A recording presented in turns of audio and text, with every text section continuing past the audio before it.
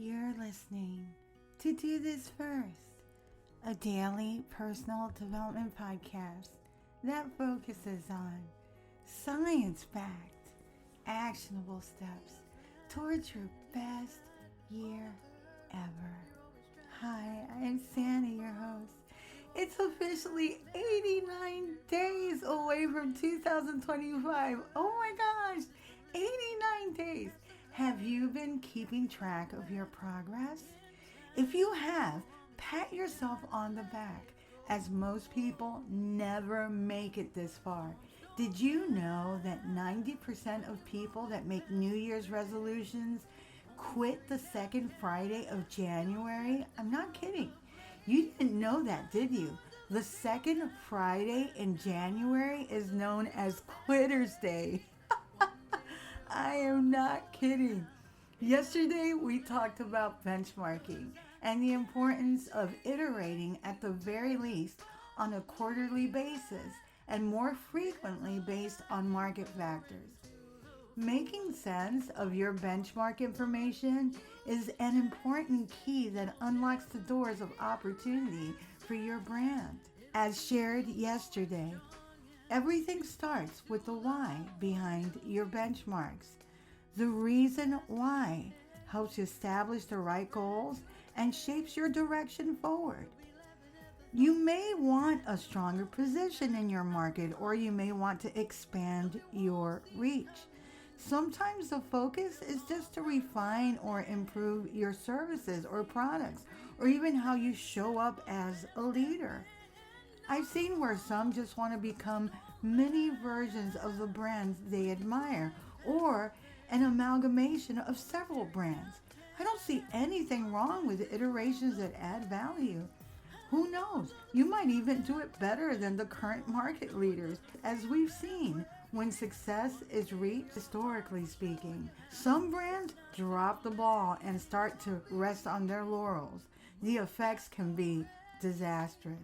A very current example of that is the Boar's Head fiasco. Have you guys been keeping track with that? Currently facing significant issues and lawsuits and possibly criminal charges related to a deadly outbreak. There have been 10 deaths and numerous hospitalizations across multiple states due to contamination at their Virginia plant.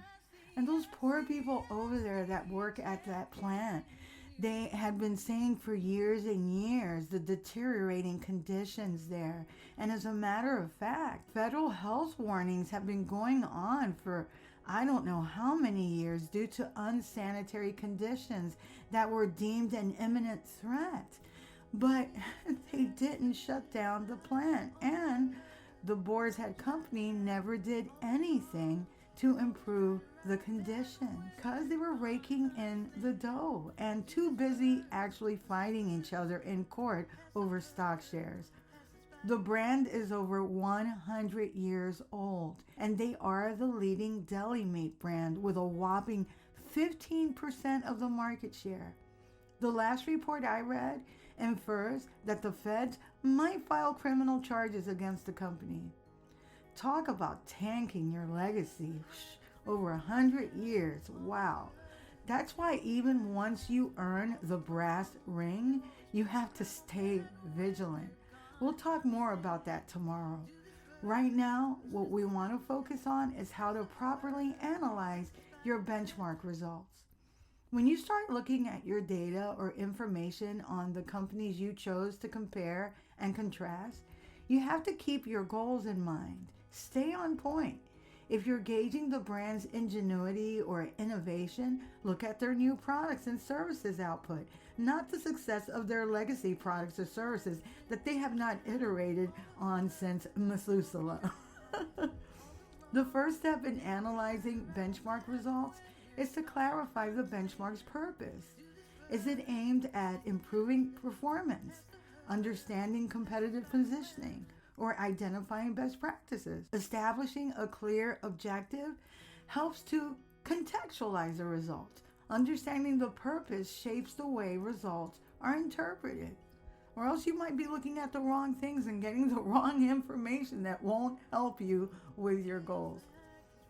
Accurate and relevant data collection is critical to valid benchmarking analysis. This includes not only quantitative metrics, but also qualitative insights that can provide depth to the numbers, the context surrounding the numbers. That's important. Most experts say that you should ensure the data collected for benchmarking is comparable across different time periods.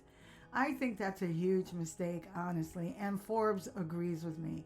Technology is moving things forward so quickly that information even 2 years old in some market sectors is too old. Once the relevant data is gathered, a comparative analysis should be conducted. Compare and contrast your results against the benchmarks or industry standards. What are you seeing that differs from each other?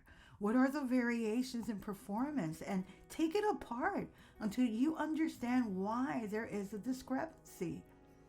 Analyze both successes and failures from a variety of angles. Also look at trends over time just to see if improvements are being made on the services and brands and products that they offer. How is that working out so far? It's important to look at other things that may have impacted successes and failures of your benchmarked companies. For example, mask manufacturers peaked during COVID. However, that was not sustainable success as it was driven by an unprecedented phenomenon. Benchmark results should never be viewed in isolation. You have to consider those market drivers. They are influenced by external factors such as a shift in leadership within a company or technological advancement or freaks of nature, phenomenons like this COVID thing. You have to look at everything.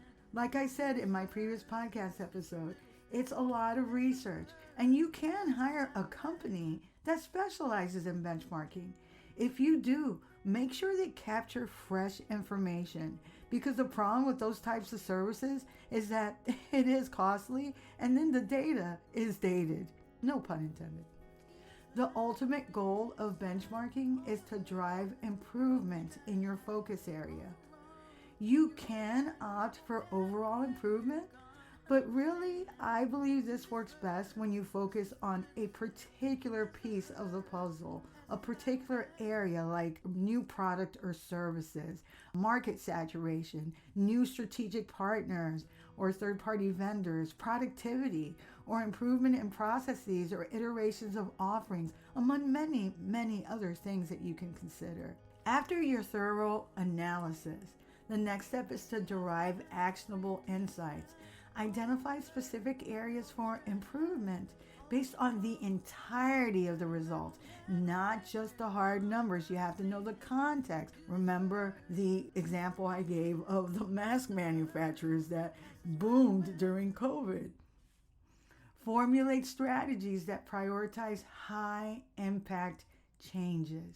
For instance, if a particular process is lagging, consider revamping it or adopting new technologies. Sometimes experienced consultants can help as well. Iterate and monitor progress. After implementing changes based on benchmarks, you must continue monitoring performance against the benchmarks. Again, I said this yesterday, it is not a one and done. Ongoing evaluation and adjustment is key.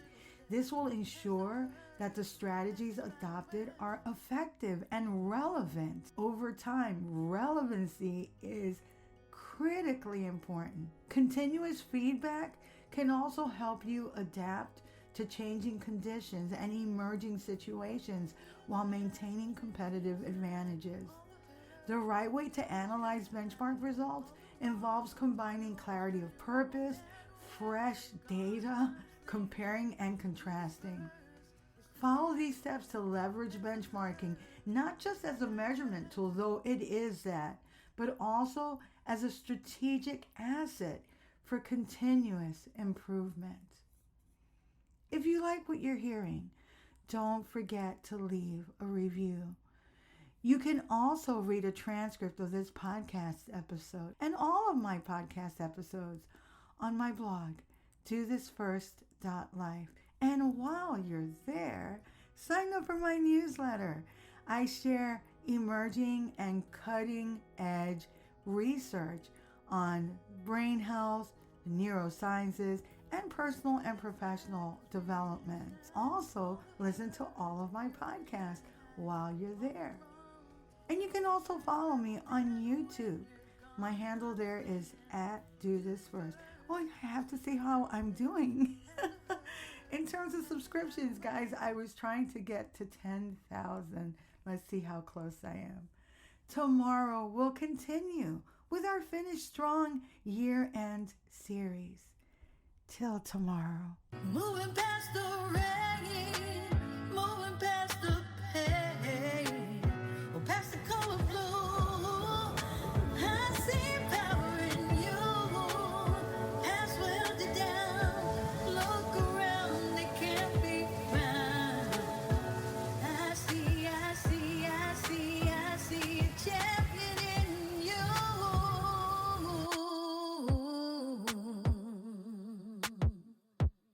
I